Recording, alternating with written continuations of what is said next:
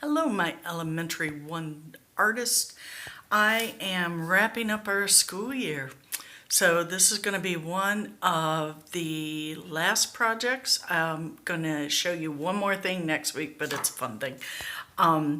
So today I'd like to show you a radial collage project based on the birds of William Harper.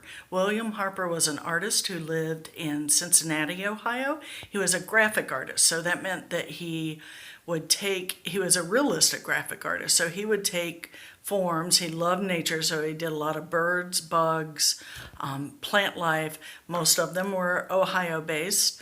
And he would distill them down to really simple shapes. So his work is beautiful. It's amazing the information that he conveyed with really simple forms. So I've included a link on the blog page. So check out his work. And then I want you to gather up some colored paper. So this is what I've got. I've got some construction paper.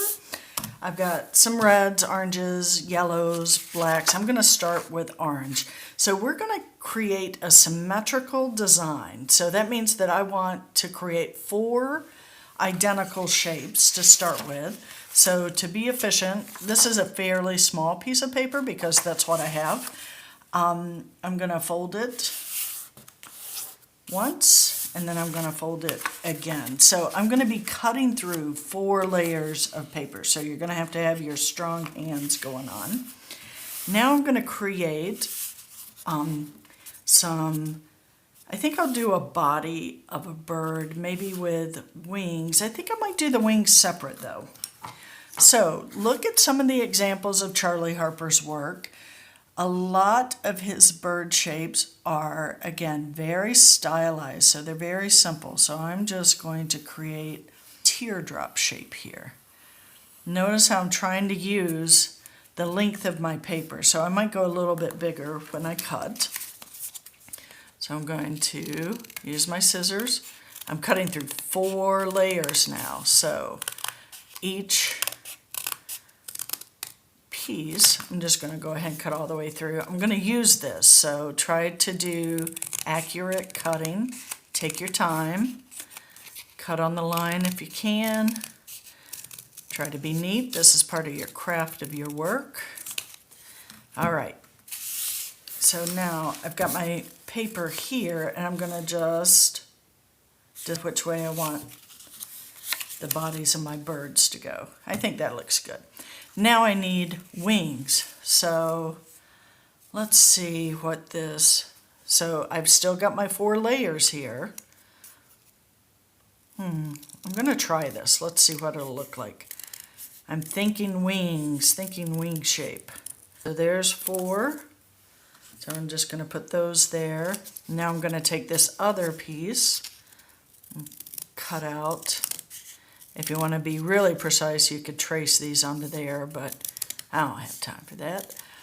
So I'm going to cut that. Let's trim that up. All right, so now I've got wings. So I'm going to do 1 on the left, 1 on the left, 1 on that side, 1 on that side. Now I'm going to go through with this one. Again, we're trying to create symmetry, so I'm going to go there, there, oops, there. You gotta be a thinker.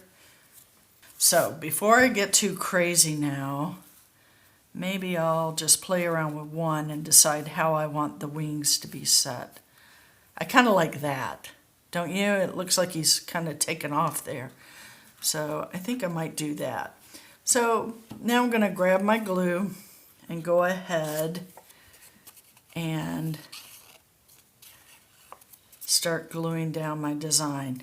Now, because we want it symmetrical, I'm going to do 1 main body shape and then go directly opposite. I'm going to do the biggest pieces first, and that'll help set my design. So I'm just going to try to keep it straight. If you want to fold this paper to give you a guideline, that might help you out. You know me, I like to eyeball things. Sometimes art that is really precise kind of loses some of that feeling, some of that expression that I like. Charley Harper's work looks like it was computer designed, but he actually was a hand illustrator. So although his work is nice, it was painted and constructed. So do you see the symmetry there? Now I can start placing the wings of my bird. So this is going to be important to try to remember how far down from the point to the connection that I'm doing for the wings, because it's symmetrical. So there we go. Look at it. Looks like he's taken off already, doesn't it? So I'm going to just fly through these, glue them down so that I don't lose them. Then I want to show you a couple of detail ideas that you can do, and while you build your symmetry. I like this kind of connection here, so I'm being messy. I'm keeping an eye on the negative space in between my wings, and that'll help me keep that symmetry going, right? So I'm looking again at this distance and then the distance in between the wings. So keep an eye on that. The great thing about liquid glue is if you do it in the wrong spot, you can wiggle it around until it sets. So you have a few minutes to adjust. All right, let's do a check. Look at that, it creates kind of a square there. I like that already. So now, if you have some black paper, you could create, depending on the bird, if it's a cardinal, let's say it is, I'm going to, I better fold it first.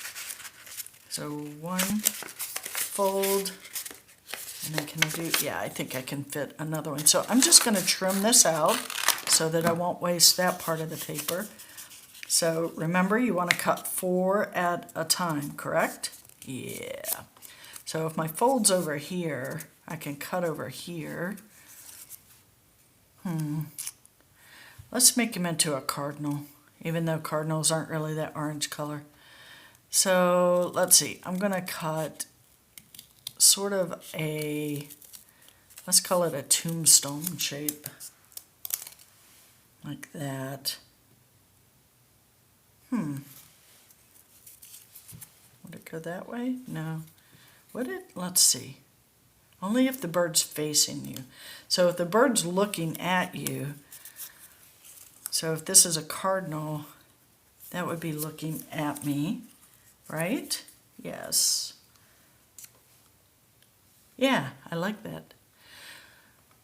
And then I could cut out the beak, which I need some yellow paper. Do I have yellow paper anywhere? Let's see.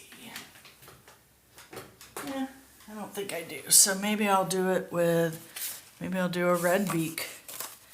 So the beak would be a square, I believe, cut into a triangle. Let's try it. That's about the right width. So this, I'm not going to worry about doing it symmetrically, because if I cut 4 squares and then divide them like that, that's too big. I keep doing the beaks too big. So I'm just going to trim him down and make him have a little beak. So there you go. That's not a very even beak.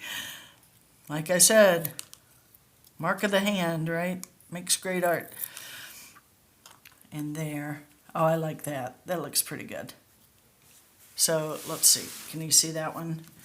So I've just done 2 triangles. So I will glue that all up. And then I can just take a pen, just a black ink pen, and go through and draw the eyes. If I want legs, I can draw. Again, since it's symmetrical, you want to do it on every one. It starts looking like a Zentangle, doesn't it? So these are the detail work that you can do. You can Oops, he's got a long leg there. 1, 2, 3, 1, 2, 3, 1, 2, 3. So it's like a V with a line down the middle. 1, 2, 3, 1, 2, 3, 1, 2. Oh, look at me drawing upside down. Then you can do a design in here even if you want. Maybe they're all coming into one perfectly concentric nest. You can add designs on the wings. If I do it over here though, I want to do it on every single one. All right? You can add leaf shapes. You could add ladybugs. But remember, if you do one, you need to do it 4 times. So to be efficient, you can just fold your paper and cut whatever shape you want, and you only have to do it the one time. Oh, now it looks like a Matisse leaf, doesn't it? So then I could add let's call those leaves, although they don't really look like leaves. I think green would look better, but I didn't have any green paper out. So there you go. Let's see what you can come up with a symmetrical Charley Harper design. All right, have fun, and I'll see you next week.